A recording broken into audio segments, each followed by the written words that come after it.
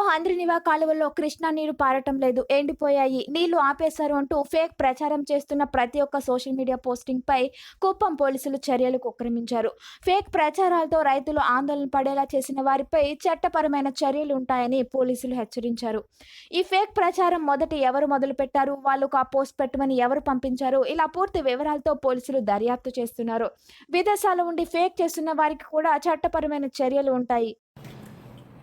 ఈరోజు social మీడియాలోను X ప్లాట్ఫామ్లో కొంతమంది హెచ్ఎన్ఎస్ఎస్ కెనాల్లో నీళ్లు ప్రవహించటం లేదు, నీరు ఆపేశారని చెప్పి తప్పుడు వార్తలు క్రియేట్ చేస్తూ ఒక సోషల్ మీడియాలో పోస్ట్ పెట్టడం జరిగింది.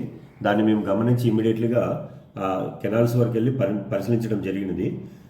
గత నెల 30వ తేదీన ఆంధ్రప్రదేశ్ ముఖ్యమంత్రి గౌరవనీయులు శ్రీ నారా చంద్రబాబు నాయుడు గారు వచ్చి జలహారతి ఇచ్చిన ప్రదేశంకి వెళ్ళి మేము గమనించడం జరిగింది. ఆ రోజు ఏ విధంగా అయితే నీరు ప్రవహిస్తుందో కెనాల్లో ఇప్పుడు కూడా అదే వేగంతో నీరు ప్రవహిస్తుంది. కానీ కొంతమంది ప్రభుత్వానికి చెడ్డ పేరు తెచ్చి ప్రజల్లో ఒక ఆందోళన క్రియేట్ చేయాలనే ఉద్దేశంతో అబద్ధపు న్యూస్ని ప్రచారం చేస్తూ మార్ఫింగ్ ఫొటోస్ వీడియోస్లను పెట్టి కెనాల్లో నీళ్లు లేవని చూపిస్తూ ప్రచారం చేయడం జరిగింది.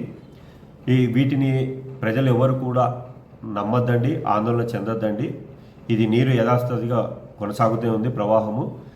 ఇటువంటి పోస్టులు పెట్టిన వాళ్ళ మీద ఖచ్చితంగా చట్టరీత్యా చర్య తీసుకుంటున్నాము. ఈ అబద్ధపు ప్రచారాలు చేస్తూ ప్రజల్లో అన్రెస్ట్ క్రియేట్ చేయొద్దని ప్రజలకందరికీ కోరుకుంటున్నాము.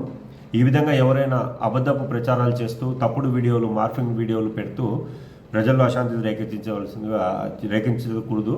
ఇది ఖచ్చితంగా చట్టరీత్యా నేరం. ఇలా చేయడం వల్ల వీటి మీద చట్టరీత్యా చర్య తీసుకుంటాం. Thank you.